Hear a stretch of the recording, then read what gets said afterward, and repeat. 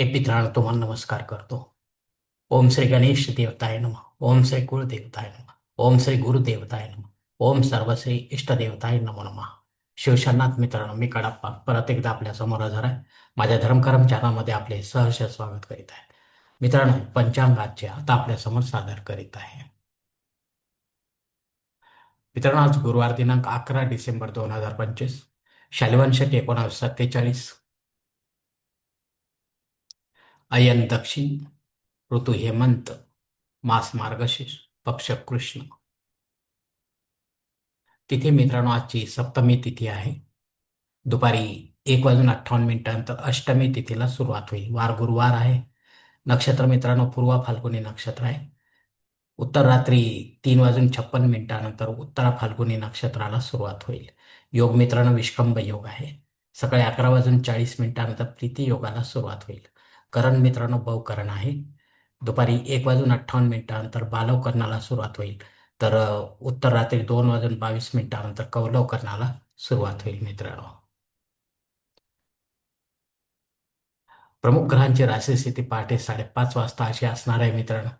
सूर्य वृश्चिक राशीत असेल, चंद्र सिंह राशीत, गुरु मिथुन राशीत, तर शनिदेव मीन राशीत असणार आहे.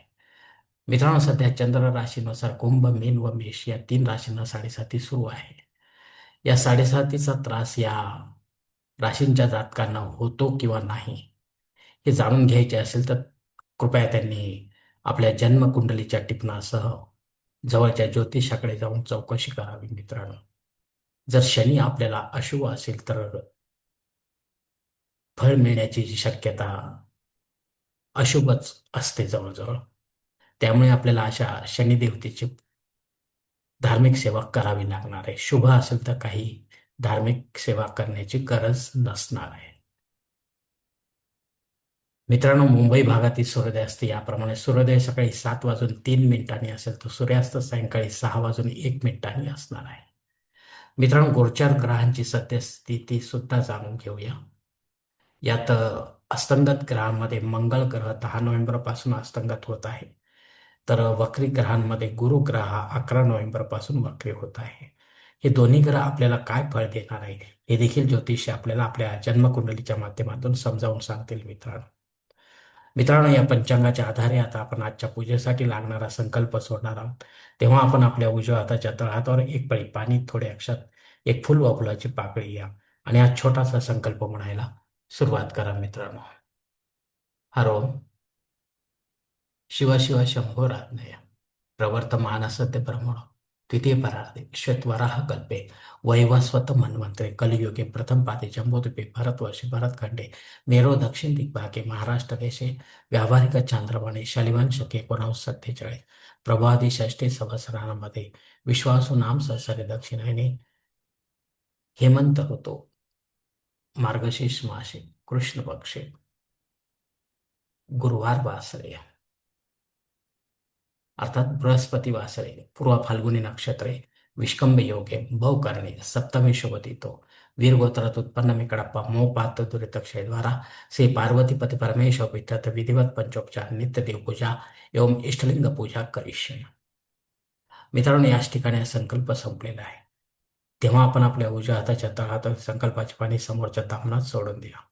मित्रांनो, या संकल्पाची वेळ मर्यादा दुपारी 11 वाजून क्षमा करा सकाळी 11:40 आहे.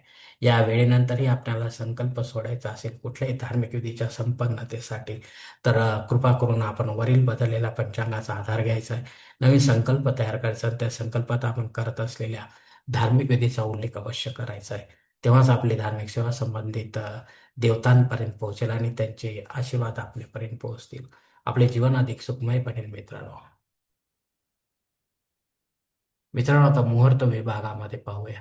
यात धार्मिक विधी त्यांचे मुहूर्त काळ याप्रमाणे दिलेले आहेत. सर्वात प्रथम साखरपुडा यासाठी मुहूर्त दिलेत दिनांक 12, 13, 14, 15 आणि 16. डोहाळ जेवणासाठी मुहूर्त या मासात आता नाही. बारसे करण्यासाठी मुहूर्त दिनांक 13 आणि 16. जावळ काढण्यासाठी मुहूर्त दिनांक 15.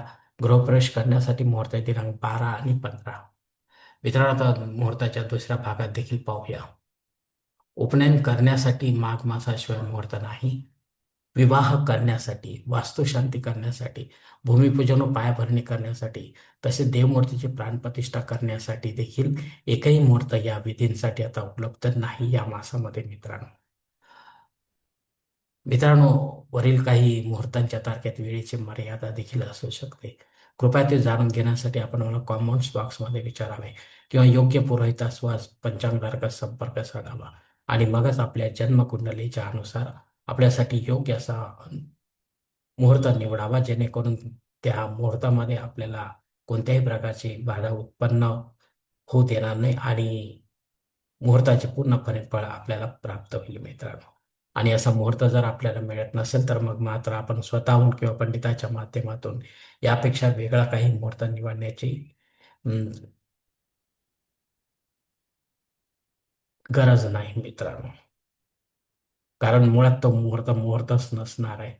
त्यामुळे त्याचा आपल्याला काही एक उपयोग सुद्धा होणार नाही मित्रांनो, हे लक्षात घ्या.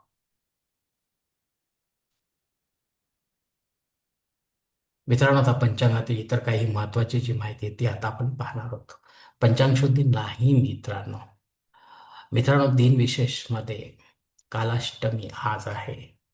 तर ही कालाष्टमी म्हटल्यानंतर आपल्याला कालभैरव देवता आठवते मित्रांनो. तर यासाठी माझा स्वतंत्र व्हिडिओ असणार आहे, तो आपण पाहू शकता. सेवा कशी करायची, थोडक्यात सेवा अशी आहे मित्रांनो, की या दिवशी आपल्याला उपवास करायचा आहे आणि सायंकाळी सुचिरभूतवर आपण कालभैरवाच्या मंदिरामध्ये जाऊन त्यांची विधिवत पूजा अर्चा करायची आणि त्याच ठिकाणी आपण कालभैरव अष्टक पठण करायचे विभूती धारण करून मित्रांनो. आणि घरी आल्यानंतर आपण उपवास सोडू शकता आणि घरी आल्यानंतर देखील आपण घरच्या वास्तूसाठी, पवित्र होण्यासाठी किंवा संरक्षण मिळण्यासाठी वास्तूला आणि आपणालाही आपण घरच्या घरी कालभैरवाष्टकाचे पठण व हवन करू शकता मित्रांनो. या दोन्ही गोष्टी, मंदिरातली सेवा आणि हवनाची सेवा, ही आपल्याला सूर्यास्तानंतरच करायची आहे, हे लक्षात घ्या मित्रांनो. मित्रांनो, अष्टमी श्राद्ध कर्म आहे. या तिथीवर जर आपली आई किंवा आपले वडील आपल्याला सोडून परलोकात निघून गेले असतील तर त्यांच्या नावाने आपल्याला पिंडदान युक्त श्राद्ध कर्म करणे गरजेचे आहे. पिंडदान रहितही आपण करू शकता मित्रांनो, पण विधिवत करा, पंडिताच्या माध्यमातून करा आणि अपराह्न काळातच करा. तेव्हाच आपली सेवा ही, पितर सेवा जी आहे ती पितरांपर्यंत पोहोचेल आपल्या आणि त्यांचे आशीर्वाद आपल्यापर्यंत पोहोचतील. मग हे पितृ श्राद्ध कर्म जे आहे हे आपण घरीही करू शकता किंवा तीर्थक्षेत्रीही देखील करू शकता, हे लक्षात घ्या मित्रांनो. मित्रांनो, अग्नी पृथ्वीवर दुपारी 1:58 हजर आहे, त्यानंतर नाही. त्यामुळे आपल्याला नव्याने काही होम यज्ञ सुरू करायचे असेल, जसे की कालभैरव अष्टकचे पठण जर नेहमी करत असाल आपण दर मासाला, तरच आपण करायचे. आज आपण सुरुवात करू शकणार नाही मित्रांनो, कारण अग्नी हजर नाही आहे मित्रांनो सायंकाळच्या रात्रीच्या वेळी. राहू काळ मित्रांनो दुपारी 1:30 ते 3 वाजेपर्यंत असणार आहे. या 1.5 तासाच्या काळात राहू अत्यंत प्रभावी असल्यामुळे तो आपल्या कामांना बिघडवणार मित्रांनो. आणि जर आपल्याला आपल्या कामामध्ये यश हवे असेल तर मग मात्र आपल्याला इतर वेळेचा उपयोग करावा लागेल मित्रांनो, जेणेकरून त्यात आपल्याला यश मिळू शकते मित्रांनो. तर या 1.5 तासाच्या काळात आपण महत्वाची किंवा विशेष कामे करू नका. धन्यवाद मित्रांनो. आजचा पंचांगासंबंधीचा व्हिडिओ जो आहे तो मी याच ठिकाणी संपत आहे. आपण जर माझ्या मताशी सहमत असाल तर कृपया माझे धर्मकरम चॅनल सबस्क्राईब करा, लाईक करा, आपले कुटुंब व मित्रपरिवारासह शेअर करा. तसेच कॉमेंट्स बॉक्समध्ये आपले मत अवश्य नोंदवा आणि माझा पुढील व्हिडिओ आपल्यापर्यंत पोहोचण्यासाठी बेल बटन अवश्य दाबा. धन्यवाद मित्रांनो. पुढील भेटीपर्यंत आपण खुश राहा, आनंदी राहा, प्रसन्न राहा. हरिओम. शिवशंभो महादेव.